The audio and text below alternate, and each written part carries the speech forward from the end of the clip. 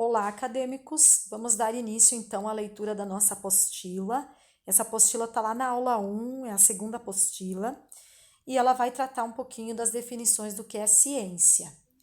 Como eu falei para vocês em outras aulas dessa disciplina de metodologia científica, ciência é o produto com o qual nós trabalhamos na universidade e também vamos trabalhar com o nosso cotidiano profissional. As pessoas que são capacitadas numa graduação, elas trabalham apenas com conhecimento comprovado, ou seja, ciência.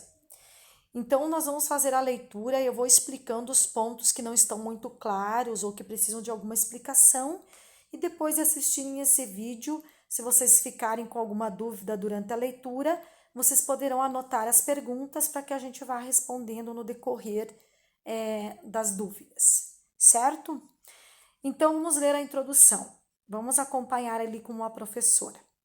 Estudar faz parte da trajetória de muitos indivíduos. Algumas pessoas passam suas vidas estudando e se dedicando a compreender determinado assunto. Esses estudiosos, muitas vezes, são chamados de amantes da ciência, pois dedicam suas existências ao desenvolvimento científico. A constante busca dos estudos se deve aos mais diferentes objetivos, que vão da simples criação de uma peça mecânica até grandes descobertas, como a cura de uma doença. Neste capítulo, você vai estudar o que é ciência e descobrir ao que ela se destina. Também vai identificar os diferentes tipos de conhecimento, dando maior atenção ao conhecimento científico. A ideia é que você desperte a sua curiosidade, criando e retroalimentando o círculo da ciência. Então, iniciamos com alguns conceitos e objetivos e classificações da ciência. Então, vamos com uma pergunta bem básica: o que é ciência? A palavra ciência vem do termo latino scientia e corresponde a saber, conhecer. Porém, responder efetivamente à indagação sobre o que é ciência requer cuidados. Para uma compreensão mais detalhada, é conveniente considerar que foram muitas as contribuições oferecidas ao longo dos séculos por cientistas, filósofos, historiadores e outros interessados no tema. Eles trouxeram numerosas definições que envolvem referências metodológicas, ideológicas, filosóficas e técnicas das mais variadas, a partir das quais foram desenvolvidas várias e importantes correntes para análise, discussão e crítica da teoria da ciência e suas concepções. Tais definições fornecem subsídios para a compreensão da ciência como um conhecimento racional, sistemático, experimental, exato e verificável. Então, olha só quantas características nós vamos ter aqui neste parágrafo para a ciência, tá? Então, a ciência, olha ali o finalzinho, a ciência é um conhecimento racional, ou seja, dotado de um pensamento, da razão. Sistemático, ou seja, sistematizado, existe um sistema que organiza este conhecimento. Experimental, quer dizer que foram realizados experimentos. Esses experimentos podem ser como o cientista lá que cria a partir da química a cura de uma doença, onde ele vai misturar vários elementos, vai fazer os testes em animais ou em humanos para descobrir a cura daquela doença. Ou, por exemplo, quando eu era criança, eu fiz uma experiência lá na Feira de Ciências, onde eu queria responder a pergunta: será que o conhecimento de senso comum de plantar determinado produto em determinada lua, em determinada fase da lua, haveria uma produção maior ou menor desse produto? E aí, então, eu fiz uma experiência com rabanetes, onde eu plantei, adubei um solo com o mesmo adubo e plantei rabanetes em uma quantidade de rabanetes, de sementes de rabanetes idêntica, no mesmo terreno com a mesma quantidade de adubo, porém em fases da lua diferentes, para ver no final dessa experiência qual seria, se era verdade essa opinião de senso comum em relação à fase da lua melhor para plantio de rabanetes. Então, eu fiz um experimento, certo? Eu fiz um experimento para chegar a uma conclusão. Eles vão trazer uma exatidão ou uma proximidade na exatidão, né? Então, eles vão trazer um dado aproximado ou exato. Por exemplo, eu quero saber quantas pessoas no município de Caçador que possuem televisão.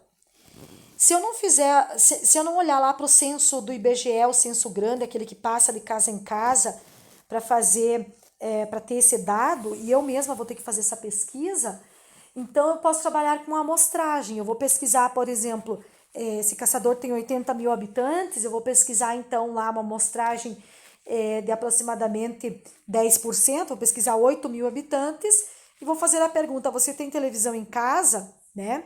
E aí eu vou ter uma proximidade com a exatidão. Ele pode ter uma margem de erro para mais ou para menos, esse percentual, mas eu tenho uma proximidade com a exatidão do resultado, certo? E verificável, ou seja, eu posso comprovar que aquele conhecimento é verdadeiro. A ciência tem métodos possíveis de serem usados para comprovar se aquilo que eu estou pesquisando é verdade ou não. Ou seja, ela é verificável, certo? Então, eu aplico um método, vamos usar ali o método dos rabanetes, que foi um método de experimento, fui experimentar a plantação de rabanetes em fases da lua diferentes, num mesmo solo, a mesma quantidade de sementes, para no final pesar a produção de rabanetes e verificar então se de fato existe uma fase da lua que tem uma melhor produtividade de rabanetes.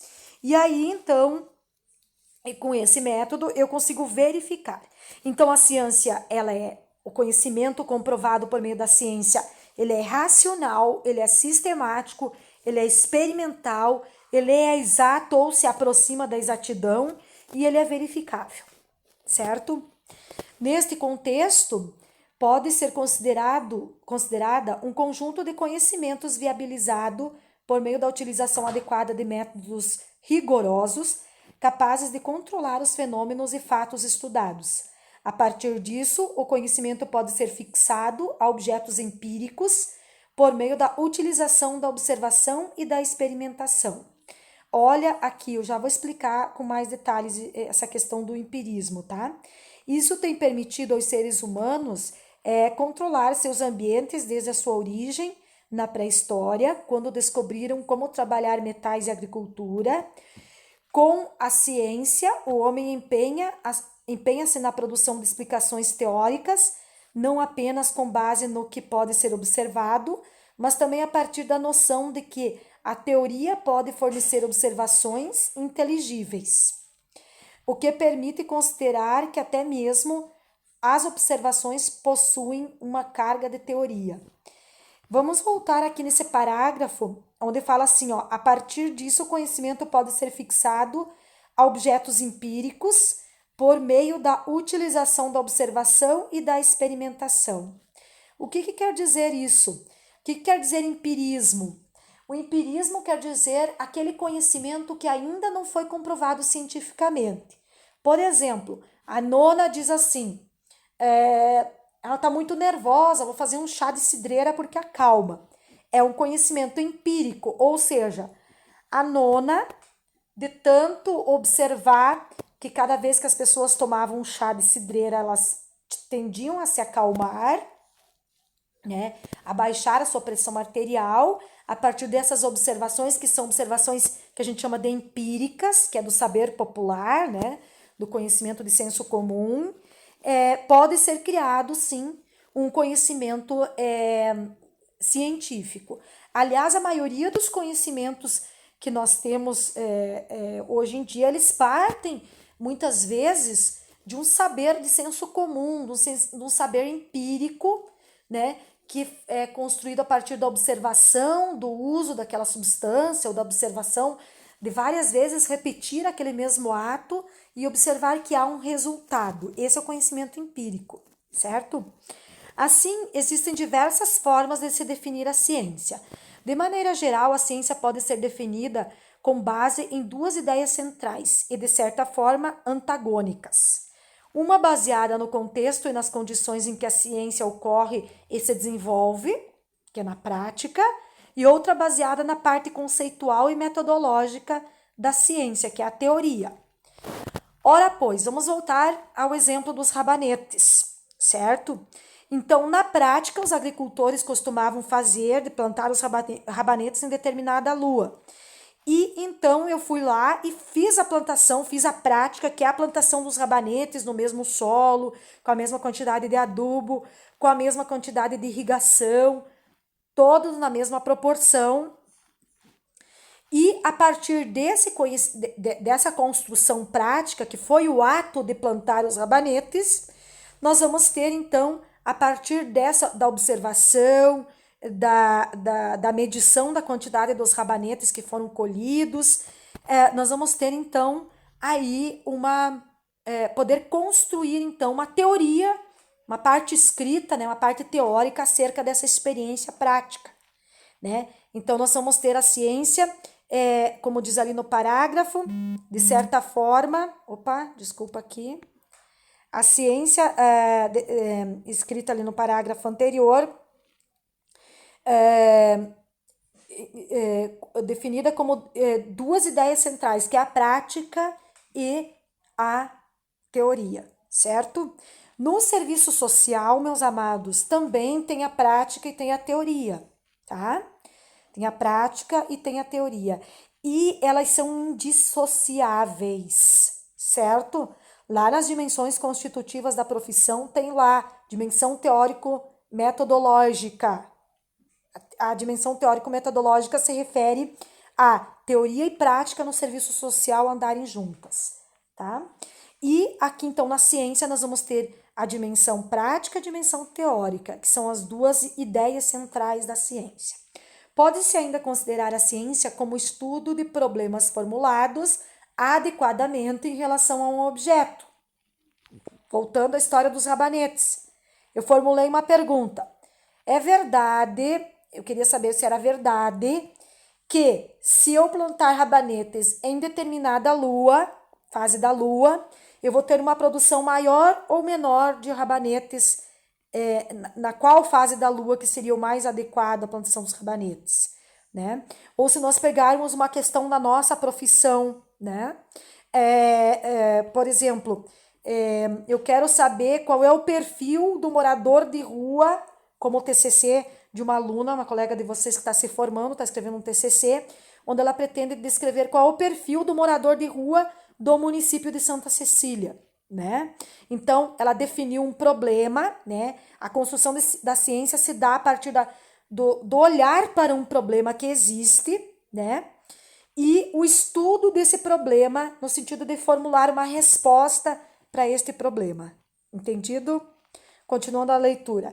Nesse contexto, buscam-se soluções plausíveis para tais problemas por meio da utilização de métodos científicos. Ainda é possível afirmar que a ciência consiste no produto de estudos e conclusões derivadas de considerações de causas e efeitos inerentes à situação-problema. Enfim, a definição de ciência pode advir de vários paradigmas que norteiam o trabalho do pesquisador na busca por respostas para questionamentos contínuos e críticos sobre a realidade, certo? Nessa jornada, a ciência encontra-se na tecnologia uma aliada para aplicar o corpo de conhecimento teóricos que a compõe. Se, por um lado, a ciência busca o conhecimento e as aplicações e constrói teorias para explicar os fatos observados, por outro lado, a tecnologia aplica tais conhecimentos nas atividades práticas, ou seja, ela é prática e existe para transformar o mundo, não para teorizar sobre ele. Com a busca por desvelar o funcionamento do universo e a tecnologia que se ocupa de como empregar a ciência para controlar o universo em benefício da humanidade. Atinge-se o conhecimento por meio do qual é possível fazer o universo evoluir no sentido que a humanidade deseja ou necessita, e nesse sentido entender a ciência sob a égide dos mais variados domínios do saber é importante. Além disso, para um adequado direcionamento de um embasamento de sua contextualização, classificá-la é essencial. E aí nós vamos ter então, o que está dizendo esse parágrafo aqui? Que existem vários tipos de conhecimento e vários tipos existe uma ciência, existem vários tipos de conhecimentos dentro dessa ciência, que nós já logo vamos ver então essa classificação. Vamos ver ali, ó, classificações da ciência.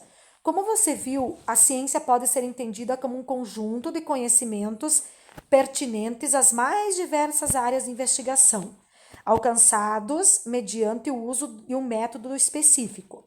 Portanto, é possível propor a classificação das ciências, o que pode ser feito de inúmeras formas. Em uma das classificações convencionais do conhecimento científico, as ciências são categorizadas com base em dois aspectos centrais: o conteúdo e o caráter. Ótimo, vamos ver então. Classificação quanto ao conteúdo. São as ciências formais, não empíricas, e factuais, empíricas. E classificação quanto ao caráter, que são as ciências puras e aplicadas. Só para localizar, pessoal, o serviço social, ele está no campo das ciências sociais aplicadas, certo? Aí tem um quadrinho Saiba Mais, explicando o que é empírico. Empírico é algo baseado na experiência ou que dela resulta, decorrente da prática e da observação. É o oposto do teórico e do conceitual. Ou seja, como eu falei para vocês, o empírico ele surge da repetição de algum fato que você vai observando que dá certo, e aí se torna um conhecimento formal. É a historinha do chá de cidreira que eu falei para vocês. De tanto observar que o chá de cidreira realmente acalma, nós temos aí uma questão que foi prática, né? De tanto você fazer o chá e dar para pessoas que estavam nervosas, foi observado que ele realmente acalma. Então, esse é um conhecimento empírico. É algo baseado na experiência ou que dela resulta, decorrente da prática e da observação. E é o oposto do teórico e do conceitual, certo? Então, dentro da ciência, nós vamos ter essa classificação quanto ao conteúdo, que são as ciências formais, que são não empíricas, e as factuais, que são as empíricas, ou seja, que vão partir de um fato que está sendo observado recorrentemente, cujo resultado é sempre o mesmo. E a classificação quanto ao caráter, que são as ciências puras e aplicadas, certo? Então vamos à frente para entender tudo isso. A classificação quanto ao conteúdo trata das ciências a partir de seu objeto de estudo. As ciências formais ou não empíricas estudam as ideias, enquanto as ciências factuais ou empíricas estudam os fatos, tá? Então, as ciências formais ou não empíricas estudam apenas ideias, certo?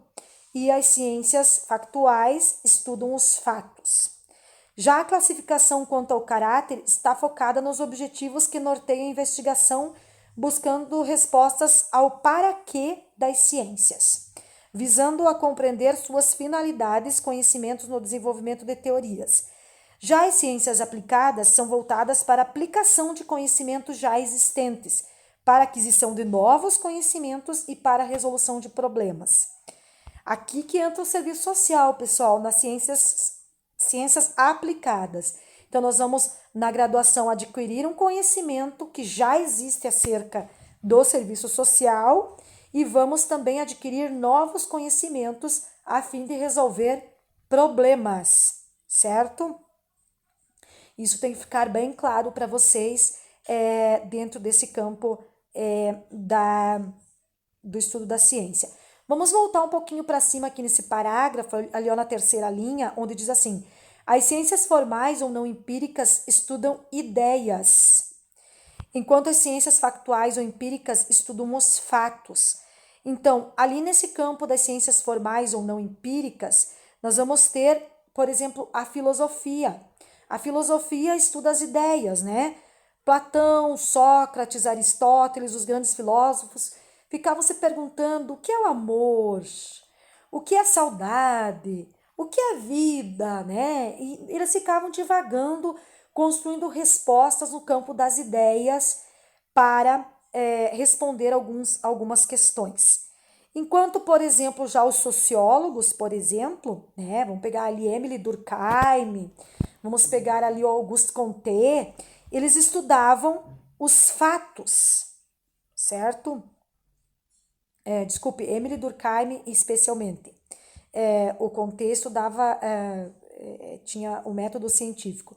Mas Emile Durkheim, que é um dos pais da sociologia, ele estudava os fatos. Ele buscava nos fatos que aconteciam na sociedade respostas, né, teóricas para esses fatos, né? Então, por exemplo, tanto observar que a mesma, vamos pegar uma questão bem prática da vida do serviço social. Durkheim, por exemplo, observava que a mesma família, por várias gerações, repetiam a mesma profissão, repetiam os mesmos acontecimentos dentro da mesma família. Então, por meio da observação dos fatos, que se constrói essa ciência factual ou empírica. Vai se observando que aquele fato ele vai se repetindo várias vezes, e aí, se ele está se repetindo e com o mesmo resultado, nós vamos ter, então, a construção de um conhecimento. E, por fim, ali no final do parágrafo, então, falando do serviço social, que é uma ciência aplicada. Também é importante você entender que as ciências formais são voltadas a objetos de investigação, que não se referem a nenhum fenômeno integrante da realidade factual, que possa ser percebido pelo intelecto humano. Por sua vez, as ciências empíricas tratam dos fatos, das relações entre fenômenos observados ou percebidos no mundo, buscando explicá-los ou predizer acontecimentos futuros. Por outro lado, a ciência pura diz respeito à ciência pela ciência, focada ao conhecer pelo conhecimento e para conhecer. Ela consiste no alicerce da ciência teórica, enquanto a ciência aplicada diz respeito ao agir, correspondendo a um plano de intervenção que envolve a técnica. Vou clarear aqui para vocês. A sociologia, por exemplo, consiste no alicerce da ciência teórica, enquanto a ciência aplicada, que é o serviço social, diz respeito ao agir. Nós, assistentes sociais, com base nas teorias da sociologia, do direito, da filosofia, da economia, da história, certo? Que são as ciências teóricas, nós vamos, com base nessas ciências teóricas, aplicar, intervir na sociedade, agir nela, certo? Então, por isso que o serviço social é uma ciência, uma profissão que está dentro do campo da ciência aplicada, correspondendo a um plano de intervenção que envolve a técnica. Nós somos uma profissão técnica aplicada, que faz, tá? Então, por exemplo, qual que é a diferença de nós e do sociólogo? Né? O sociólogo, ele não age, não intervém na sociedade, ele apenas estuda teoricamente essa sociedade, certo? O máximo que ele vai fazer é dar aula de sociologia daquilo que já foi escrito.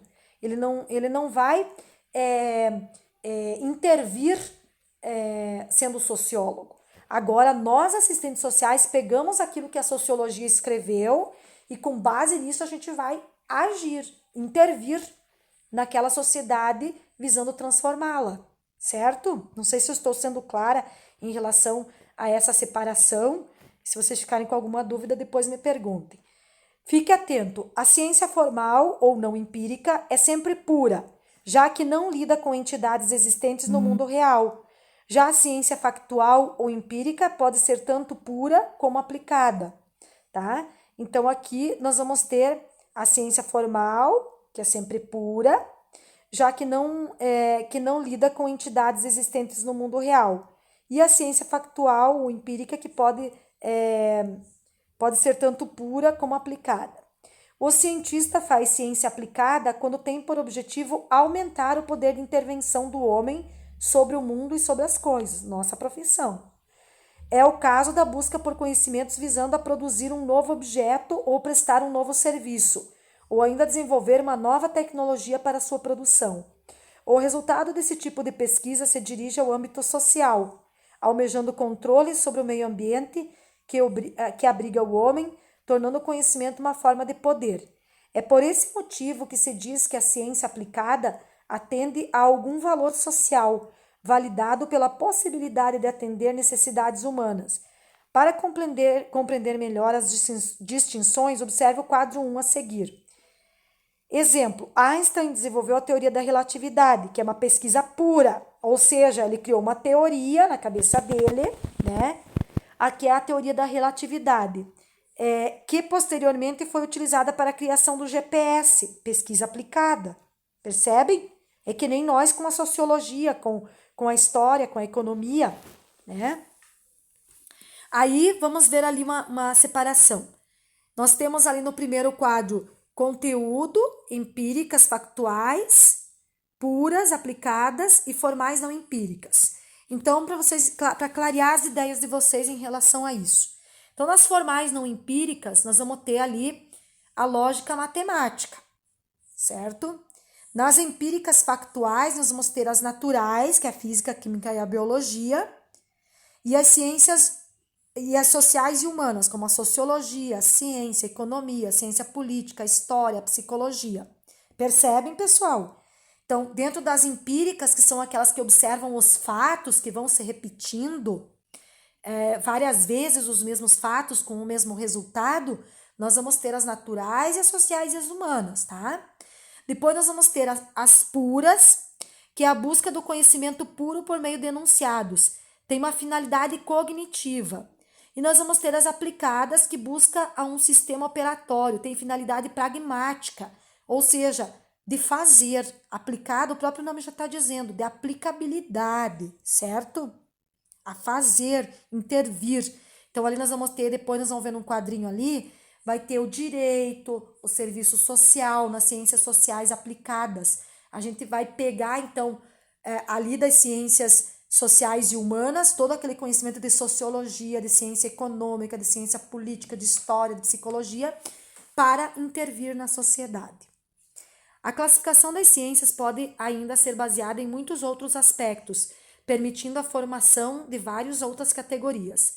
Por exemplo, exatas, como matemática, física e química, e inexatas, como meteorologia, economia e a maioria das ciências sociais.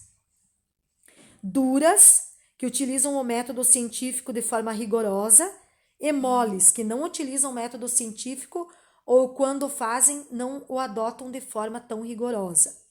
Outra possibilidade de classificação das ciências é aquela baseada nas áreas do conhecimento.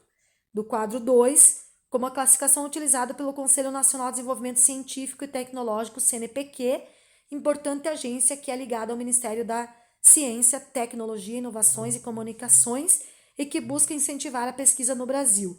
E aí o CNPq dividiu então em ciências agrárias, que é agronomia, recursos florestais, engenharia florestal, engenharia agrícola, zootecnia, medicina veterinária, recursos pesqueiros, engenharia de pesca, ciência e tecnologia de alimentos, ciências biológicas, biologia geral, genética, botânica, zoologia, ecologia, morfologia, fisiologia, biofísica, farmacologia, imunologia, microbiologia, parasitologia, ciências da saúde, como medicina, odontologia, farmácia, enfermagem, nutrição, saúde coletiva, fonoaudiologia, fisioterapia, terapia ocupacional, educação física. Ciências exatas e da terra, como a matemática, a probabilidade estatística, ciência da computação, astronomia, física, química, geociências, oceanografia. E aí nós vamos ter as engenharias, engenharia civil, de minas, de materiais, metalúrgica, elétrica, mecânica, química, sanitária, de produção, nuclear, de transportes, naval, oceânica, aeroespacial, biomédica. Vamos ter as ciências humanas, como a filosofia, a sociologia, a antropologia, a arqueologia, história, geografia, psicologia, educação, ciência política e teologia. E aí nós vamos ter então as ciências sociais aplicadas, que é onde está o serviço social, como direito, administração, economia, arquitetura e urbanismo, planejamento urbano e regional, demografia, ciência da informação, museologia, comunicação, serviço social, economia doméstica, desenho industrial, turismo. Vejam que são profissões voltadas mais para a questão da técnica, tá? Da operacionalização técnica. Depois nós vamos ter a linguística, letras e artes, que é a linguística, letras e artes, né?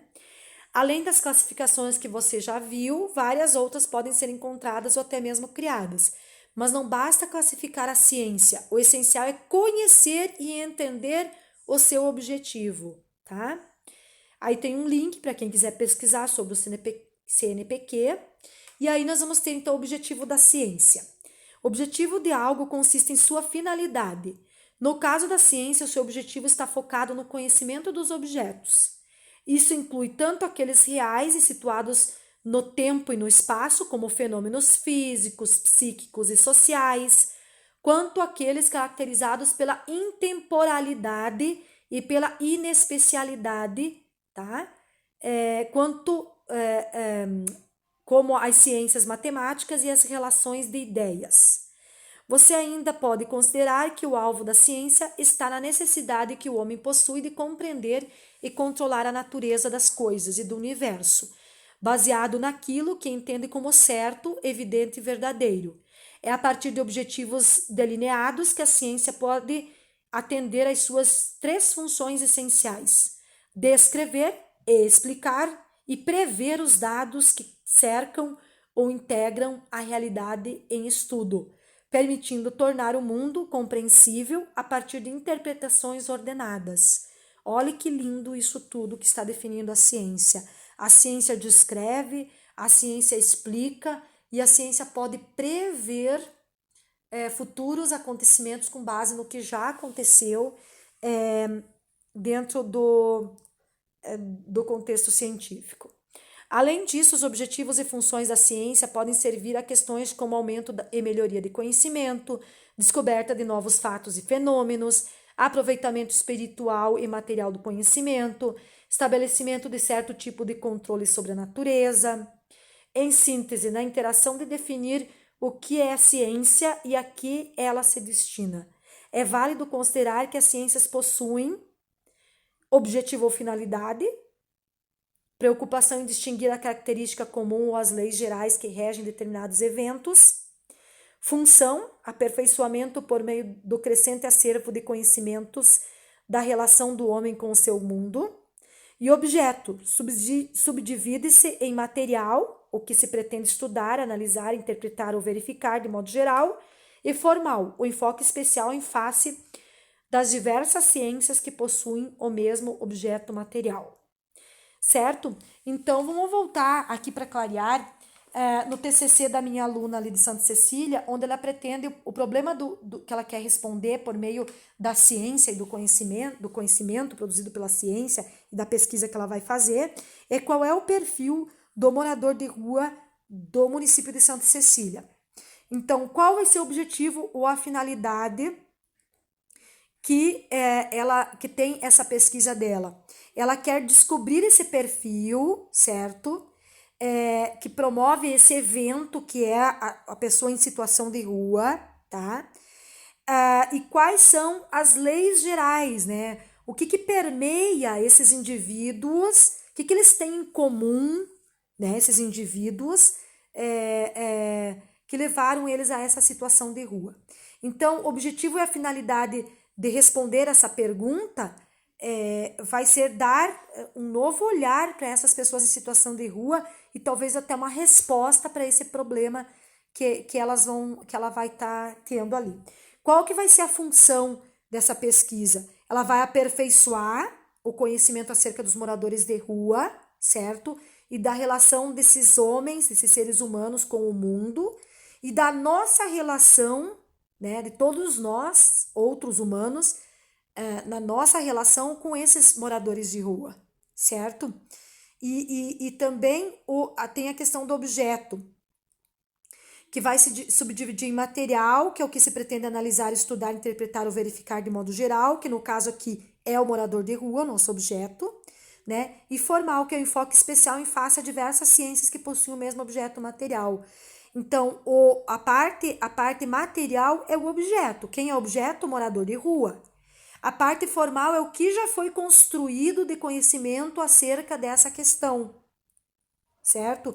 Então, nós vamos ter objetivo ou finalidade, vamos ter função e vamos ter objeto nessa pesquisa dessa acadêmica em relação a traçar o perfil do morador de rua da cidade de Santa Cecília. Essas variadas finalidades tornam o contexto do conhecimento um terreno bastante fértil. Nele, diferentes combinações de aspectos promovem o estabelecimento de formas distintas de compreender a ciência, dando origem a diferentes tipos de conhecimento, como você vai ver a seguir. Então, até então, nós vimos tudo sobre ciência. Nós vimos que a ciência pode se classificar tem várias classificações, certo? Nós vimos que o CNPq também fez uma classificação e colocou o serviço social dentro das ciências sociais aplicadas. E agora nós vamos ver os tipos de conhecimento. Esses tipos de conhecimento são conhecimentos científicos, tá? Conhecimentos da ciência. Então, existem diferentes tipos de conhecimento que incluem desde as formas mais primeiras de conhecer, como o conhecimento mítico, até as mais sofisticadas, como o conhecimento científico-tecnológico. Todas elas convivem e estão entrelaçadas em muitos aspectos, com uma ou outra predominando conforme o estágio evolutivo do homem em sociedade. Além disso, a produção de conhecimento pode decorrer de múltiplas fontes, permitindo que um mesmo fenômeno seja explicado de formas variadas, que podem ser tanto diferentes quanto divergentes. Seja qual for a fonte ou o motivo dessas diferenças, é de extrema relevância que você conheça o resultado promovido por esse contexto, que corresponde a diferentes tipos de conhecimento. Então, vamos para o primeiro tipo de conhecimento, que é o conhecimento mítico. Também chamado de conhecimento mitológico, o conhecimento mítico está fortemente relacionado ao desejo humano de dominar o mundo. Por trás dele está o intuito de afugentar o medo e a insegurança. Desculpe. Permitindo ao homem atribuir determinados valores e explicações às leis da natureza, até então desconhecidas e assustadoras. Assim como o conhecimento religioso, o mítico também busca compreender a origem das coisas, dos seres e do mundo, tendo com base narrativas que apelam para seres sobrenaturais. A narrativa mitológica consiste em um conhecimento que revela a origem do homem, do universo e dos deuses. Os mitos funcionam como justificativa para que o homem explique os fenômenos que não compreende inteiramente, mas que, utilizando sua capacidade imaginativa associada aos mitos, consegue justificar. Afinal, embora possuam um caráter fictício, as narrativas mitológicas têm valor de verdade para as comunidades que a cultivam. Tais comunidades acreditam que as narrativas revelam as verdades proferidas pelos deuses, anunciadas apenas aos indivíduos escolhidos por eles. Aqui tem um exemplo: na sociedade grega antiga, somente poetas poderiam narrar os mitos, uma vez que eles eram indivíduos escolhidos pelos próprios deuses. Assim, tinham o dever de revelar aquilo que um dia os deuses lhe disseram. Um exemplo bem brasileiro disso são as tribos indígenas. As tribos indígenas são cercadas de mitos, de explicações não comprovadas, mas que é um conhecimento dessas tribos acerca de possíveis respostas para de onde viemos, para onde vamos, né?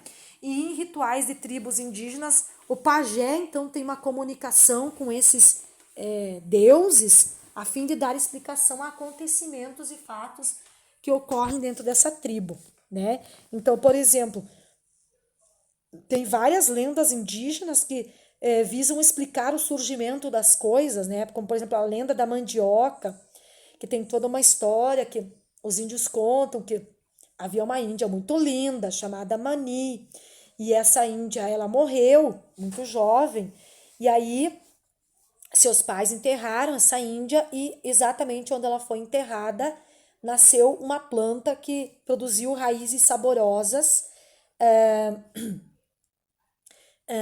ao qual os índios batizaram de manioca, a planta que nasceu do túmulo da oca da Mani, né? Então, é um exemplo da mitologia. Esse, então, é um conhecimento mitológico. Como você pode notar, o conhecimento mítico é um modo lúdico, ingênuo e, de certa forma, fantasioso de buscar explicações para fatos desconhecidos pelo homem. Porém, ele antecede a reflexão, por isso deixa de ser crítico, apresentando uma verdade instituída que dispensa a apresentação de provas para que seja aceita. Ou seja, todos os habitantes das tribos indígenas, aceitam essa história como explicação para o surgimento dessa planta que é a mandioca. E não há necessidade de uma comprovação, de uma prova, porque esse conhecimento mítico, ele dispensa então a apresentação de provas para ser aceito por aquela comunidade de índios. Conhecimento religioso. O conhecimento religioso baseia-se na fé e pressupõe a existência de forças que estão além da compreensão humana, instâncias divinas, consideradas criadoras de tudo e que existe. Afinal, a religião carrega verdades sagradas e inquestionáveis que revelam a estrutura da realidade conhecida e aceita pelo homem. Assim, o conhecimento religioso não se fundamenta nos elementos naturais conhecidos pelo homem, e sim na divindade, sendo a religião o meio de compreensão dos desígnios divinos. Ela fornece o fio condutor que permite compreender questões como as relações de causa e efeito, a origem e a finalidade dos seres, os valores morais e políticos que regem a sociedade. Exemplo: embora uma árvore tenha como causa de sua origem uma dada semente, segundo o conhecimento religioso, são os pressupostos divinos que deram origem à semente, assim como a todos os outros elementos. Também chamado de conhecimento teológico, o conhecimento religioso direcionado à compreensão da realidade homem-mundo em sua totalidade, tendo por objeto de estudo os princípios da vida. Estes, por sua vez, têm causa suficiente em outro ser, Deus, cuja existência divina é evidente. Por isso, tal existência dispensa a necessidade de ser demonstrada ou experimentada, assim que seja analisada, interpretada e explicada. Apoiado sobre doutrinas que contêm proposições sagradas valorativas, por terem sido reveladas pelo sobrenatural e inspiracional, o conhecimento religioso considera que as verdades por ele defendidas são infalíveis e indiscutíveis, são exatas. Assim correspondem ao conhecimento sistemático do mundo, origem, significado, finalidade e destino, como obra de um Criador divino, ainda que suas evidências não sejam verificáveis, pois nele está sempre implícita uma atitude de fé perante um conhecimento revelado. Tal conhecimento encontra-se nos livros sagrados, que não são necessariamente cristãos, né? Nós temos aí conhecimento teológico não só da religião dos cristãos, mas nós temos os budistas, os muçulmanos, que também têm seus livros sagrados, também têm seus deuses, certo? A adesão das pessoas a esse tipo de conhecimento passa a ser um ato de fé, pois a visão sistemática do mundo é interpretada como decorrente do ato de um Criador divino, cujas evidências não são postas em dúvidas ou verificadas. Contudo, teologia e fé são coisas distintas. A teologia é uma reflexão lógica, ainda que se baseie primeiramente nos princípios da revelação, não da razão. Então, esse conhecimento religioso, ele se assemelha bastante ao conhecimento mítico. O conhecimento mítico e o conhecimento religioso, eles visam explicar os fatos e as coisas e o surgimento e como que é a vida por meio de algo que não precisa ser comprovado, não precisa ser provado que Deus existe para que o cristão acredite na sua existência, certo? Então, tanto o conhecimento mítico quanto o religioso, eles se baseiam em explicações sobre as coisas que não são passíveis de prova científica, mas são conhecimentos, tá? São conhecimentos, mas vocês viram ali que eles não têm a necessidade de uma comprovação científica. Ou seja, Deus existe e nenhum cientista conseguiu comprovar por meio de métodos científicos que de fato ele existe. No entanto, todos os cristãos acreditam na sua existência. Conhecimento filosófico. O conhecimento filosófico pode ser definido como uma maneira de pensar, uma atitude de reflexão diante do mundo. sendo que filosofar significa refletir criticamente sobre alguma coisa. Isso faz com que esse tipo de conhecimento não se apresente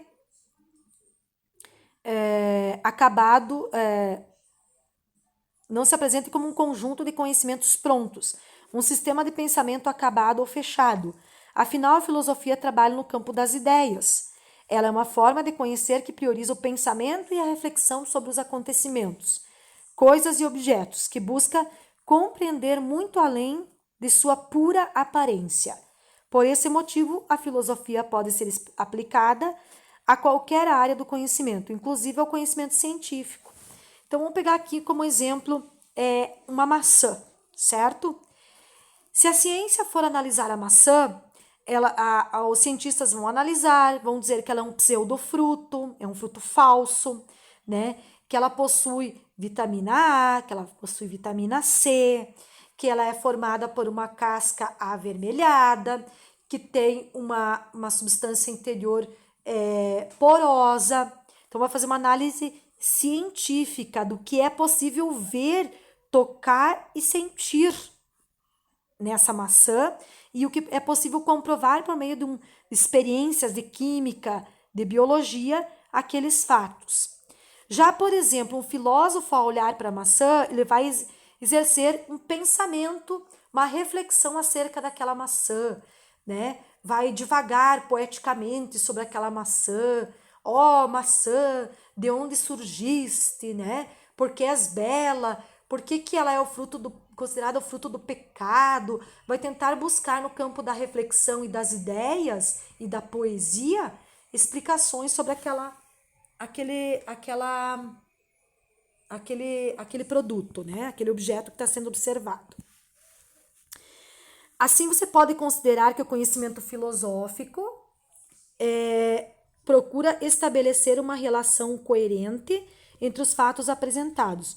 Para isso, o filósofo se utiliza de capacidade crítica e reflexiva, buscando afastar-se dos preconceitos para elaborar conceitos universais.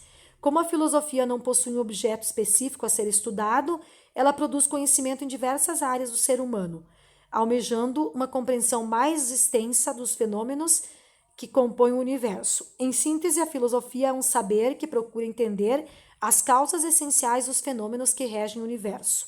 Além disso, o conhecimento filosófico é valorativo, ou seja, carrega um juízo de valor que é atribuído a ele e que pode ser diferente de uma pessoa para outra. Isso se deve ao fato de que as hipóteses das quais parte esse tipo de conhecimento não podem ser submetidas à observação, uma vez que hipóteses filosóficas baseiam-se na experiência, considerando que o conhecimento emerge da experiência e não da experimentação.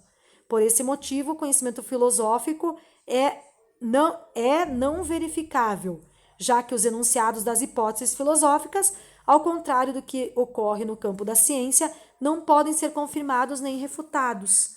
Ou seja, se o filósofo, por exemplo, Platão vai falar sobre o amor, ele vai criar conceitos de valor sobre o que seria o amor. Já Sócrates vai criar os conceitos de valor sobre o que é o amor. E esses conceitos nunca vão estar findados, porque qualquer um de nós pode ir lá e complementar esses conceitos com os nossos pensamentos filosóficos. E também, normalmente, a filosofia vai falar de uma área específica que não precisa de uma comprovação científica, como a experiência dos rabanetes, né, que é uma experiência científica, onde eu queria comprovar que determinada fase da lua era mais propícia para que os rabanetes produzissem mais. A filosofia não, ela não precisa provar nada para ninguém, certo? Não podem ser confirmadas aquelas teorias, por exemplo, acerca do amor, do que seria o amor, e nem refutadas, certo? Olha só, fique atento, embora fortemente conectados, experiência e experimento são coisas distintas. Veja a seguir. Experiência é empirismo, prática de vida, ensaio, experimentar, reconstruir e modificar algo. Experimento é o método científico que consiste em provocar observações em condições especiais. Então, a historinha dos rabanetes foi um experimento, certo? E eu parti de uma experiência dos antigos que diziam, da parte empírica, que da observação das pessoas mais antigas, determinada fase da lua era mais propícia para a plantação e colheita melhor de rabanetes, certo? Então, experiência e experimento são coisas diferentes. Além disso, o conhecimento filosófico é racional, por ser um conjunto de enunciados logicamente correlacionados e sistemático, uma vez que suas hipóteses e enunciados visam a sua representação coerente da realidade estudada, como uma tentativa de compreensão total dela. Ele também é infalível e exato, visto que suas hipóteses e afirmações não são submetidas ao decisivo teste da observação, da experimentação, tá? Como, por exemplo, a questão dos rabanetes. A filosofia não precisa passar pela experimentação. Desse modo, o conhecimento filosófico é caracterizado pelo esforço da razão pura para, ao se deparar com questionamentos relativos aos problemas humanos, ser capaz de discernir entre o certo e o errado, tendo como base única a própria razão humana. Afinal, o objeto de análise da filosofia são ideias, e estas não são redutíveis a realidades materiais. Por isso, não são passíveis de observação sensorial, como a que é exigida pela ciência experimental. Ou seja, elas não podem ser reduzidas a uma experiência como a dos rabanetes, a filosofia, certo? Porque ela não é uma realidade material, é algo que está só no campo das ideias. A pessoa fica pensando e teorizando e escrevendo sobre o que é o amor, o que é a saudade, né? Ó, maçã, porque tu és vermelha e considerada o fruto do pecado, tá? Então, é nesses campos que a filosofia vagueia.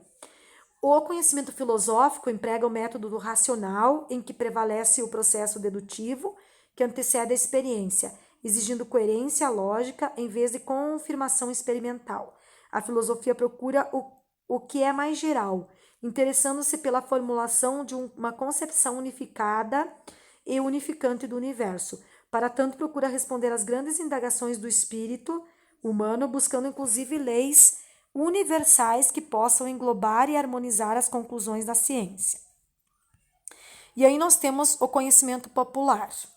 Deixa eu ver aqui. Estamos quase terminando. Vamos ler mais um pouquinho até o conhecimento científico. O conhecimento popular, então, conhecimento popular é também chamado de conhecimento espontâneo, vulgar ou senso comum. Lembro lá da primeira aula que a professora falou para vocês, da questão do senso comum. Então, o senso comum é um conhecimento popular, certo? Mas ele não é comprovado cientificamente. A gente vai ver aqui agora. Esta última denominação deve-se ao fato de ser um tipo de conhecimento que se encontra no alcance das pessoas comuns, consideradas assim por não serem especialistas, como filósofos, cientistas e teólogos. Desse modo, o conhecimento popular corresponde a um tipo de saber que resulta de experiências vividas pelo homem na busca para solucionar seus problemas. Tais soluções se transformam em informações compartilhadas e passadas de geração em geração, sendo captadas, assimiladas e adaptadas à realidade de cada uma. Um aspecto relevante desse tipo de conhecimento é que ele é desprovido de teor crítico, uma vez que as razões daquilo que é aceito como verdadeiro não são questionadas. Em outras palavras, o conhecimento popular é aquele que deriva das tradições de um povo, que, em virtude de sua cultura local, possui seus próprios costumes. Embora esses costumes nem sempre possuam explicações com fundamentos racionais, são baseados nas tradições transmitidas entre gerações. Ou seja, os costumes tradicionais resultam em crenças que dão origem a esse tipo de conhecimento que permeia e consiste coletivo, sem exigir explicações elaboradas nem comprovação científica. Exemplo, existe a crença de que tomar leite e comer manga misturados faz mal. Isso é algo que não possui fundamentação científica, mas em contrapartida faz parte da crença popular. Muitas pessoas acreditam, nesse senso comum.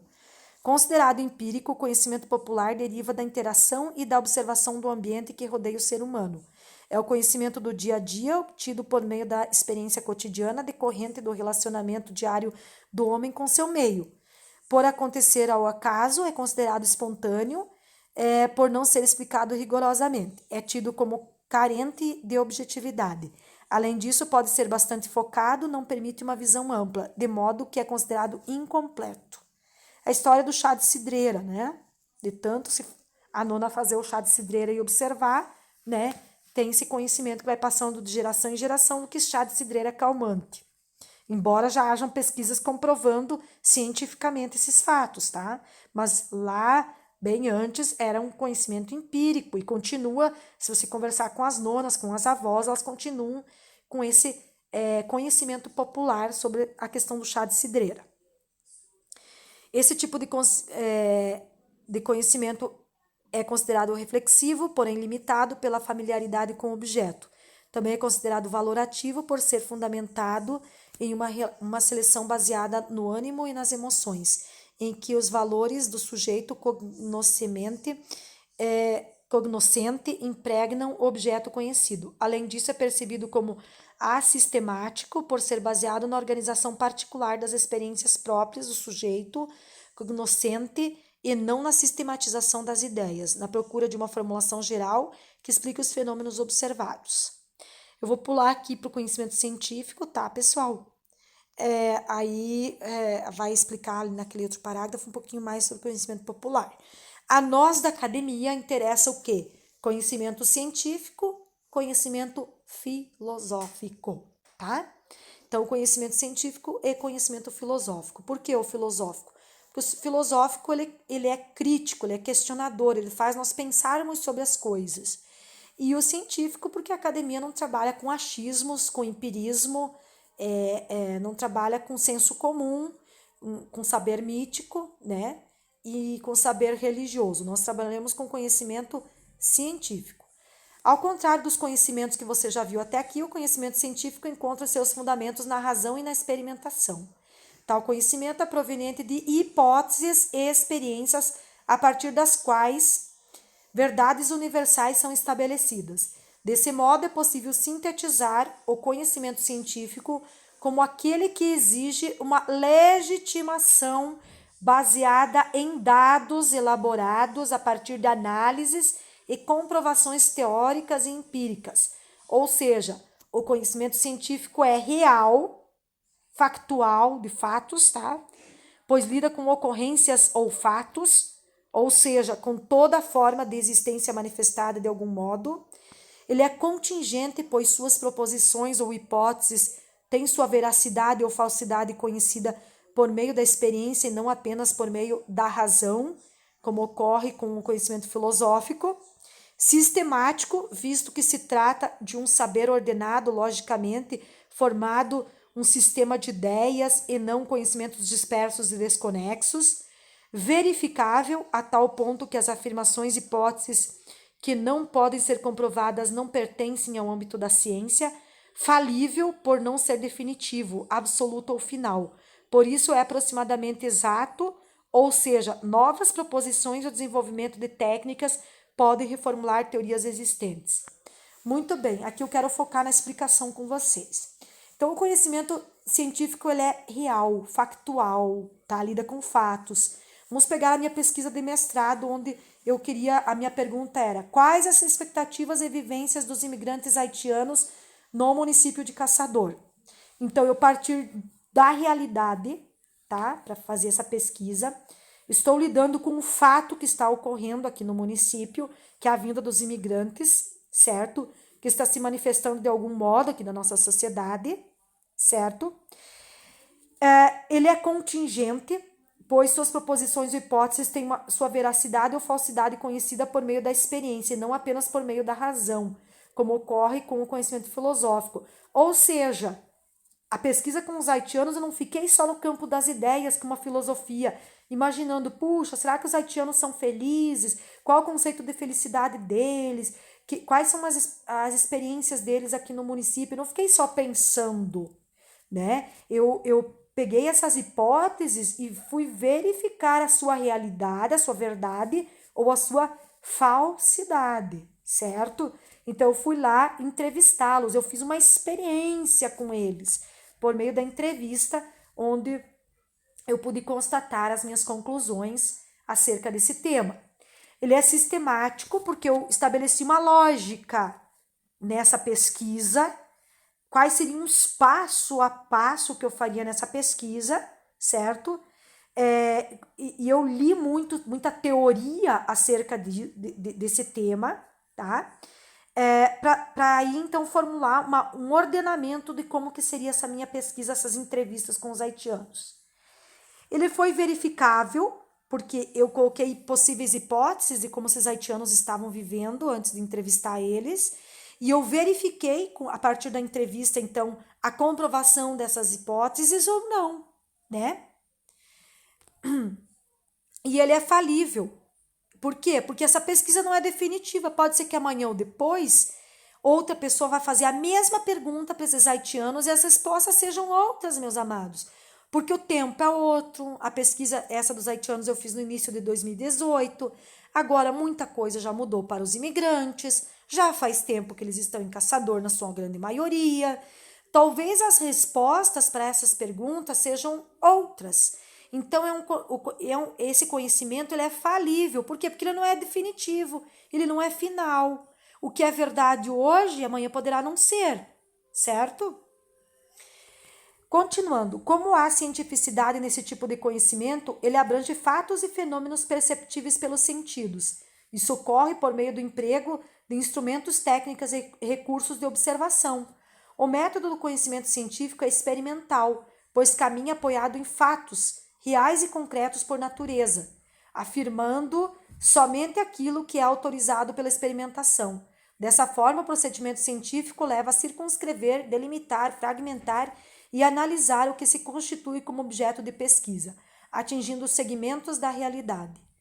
Apesar da separação metodológica entre os diferentes tipos de conhecimento, no processo de compreensão da realidade do objeto, o sujeito cognoscente pode atuar nas diversas áreas. Por exemplo, pode estudar o homem e tirar conclusões sobre a sua atuação na sociedade com base tanto no senso comum quanto na experiência cotidiana. Pode analisar o homem como um ser biológico e verificar as relações existentes entre determinados órgãos e suas funções, por meio de investigação experimental. Pode questionar a origem e o destino do homem ou considerá-lo como ser criado pela divindade, conforme dizem os textos sagrados. Isso torna possível que as diferentes formas de conhecimento coexistam na mesma pessoa. Por exemplo, um cientista pode ser crente e praticante de determinada religião, seguir determinada filosofia e ainda agir segundo conhecimentos derivados do senso comum em muitos aspectos da sua vida cotidiana. Além disso, ainda que existam várias diferenças entre os diversos tipos de conhecimento, também existem semelhanças entre eles, como você pode ver a seguir. O que está falando aqui? Que pode ser um cientista que trabalhe, por exemplo, com a teoria da evolução, que acredite que o homem veio do macaco, né, de uma evolução do símio, e ele pode continuar tendo a sua fé cristã, também acreditando na questão de que o ser humano surgiu lá da criação em 7 dias do mundo, né? Ele pode ter a sua fé e, ao mesmo tempo, ele pode estar trabalhando no seu campo de atuação com a teoria da evolução, né? Nós somos um conjunto de todos esses conhecimentos, certo? Ninguém é puramente científico ou puramente religioso ou puramente mítico ou puramente senso comum popular, certo? Nós somos um misto de todos esses conhecimentos. E em determinados momentos a gente utiliza um mais e outro menos, dependendo do ambiente onde a gente está. Por exemplo, eu sou uma pessoa de grande devoção, sou luterana praticante, né? Procuro ir ao culto sempre, né? Procuro seguir os dogmas da minha religião, certo? No entanto, quando se trata de ciência, quando eu estou na academia, eu vou me aportar na questão do conhecimento científico, que é o que eu tenho que ensinar para vocês, que é aquilo que foi comprovado de alguma forma, certo? Então, continuando a leitura, o conhecimento mitológico também pode ser considerado de senso comum e religioso. Por outro lado, ele é tradicional, pois faz parte da cultura secular de um povo. Por outro, ele é religioso, em virtude de cultuar figuras divinas. Os teólogos e cientistas consideram a teoria da evolução das espécies, especialmente do homem, por abordagens diversas. Os teólogos fundamentam nos ensinamentos de textos sagrados, enquanto os cientistas buscam, por meio de suas pesquisas, fatos capazes de comprovar ou refutar suas hipóteses. Os conhecimentos científico, filosófico e teológico fundamentam-se em bases distintas. O primeiro baseia-se na evidência dos fatos observados e experimentalmente controlados, enquanto o segundo baseia-se em enunciados e na evidência lógica. Por fim, o terceiro baseia-se na revelação divina, ou seja, os dois primeiros baseiam-se em evidências ainda derivadas de origem distinta, quando o terceiro dispensa a necessidade de evidências. Vou dar um exemplo bem prático aqui para vocês, tá? Vamos pegar o surgimento do universo, né? O que é que a ciência vai dizer? A ciência vai dizer que a partir do Big Bang, que foi uma grande explosão que aconteceu no universo, começaram a se formar os sistemas, dentre eles o sistema solar, e esse sistema solar era contornado por vários planetas que eram bolas incandescentes de fogo, que com o passar dos milhões de anos eles foram esfriando, foram se distanciando do Sol e criaram as condições necessárias no terceiro planeta para ter vida, que é a Terra. O conhecimento filosófico, ele não tem uma resposta pronta, ele ainda está perguntando, tá? Da onde veio o homem? Como surgiu a Terra? Ele ainda está perguntando, ele está sempre questionando. Será que essa é a resposta correta? Será que o homem veio disso mesmo? Será que foi assim mesmo que o homem veio? Para onde que ele vai? A filosofia continua perguntando. E a teologia, né, não precisa provar nada para ninguém, as pessoas vão acreditar, mesmo não tendo evidências palpáveis dos fatos. O fato é que essas características peculiares dos vários tipos de conhecimento permitem diferenciá-los ao mesmo tempo em que permitem que cada um deles gere conhecimento à sua maneira. No entanto, aquele conhecimento que permite a comprovação de fatos é de grande relevância para a busca de melhoria e para descobertas de processos, tecnologias e produtos importantes para o desenvolvimento da sociedade. A seguir, você vai conhecer melhor o conhecimento científico. Pessoal, vou gravar um outro vídeo específico do conhecimento científico, tá? Vou postar ele amanhã. Hoje eu vou postar até aqui, tá? Pra vocês não cansarem.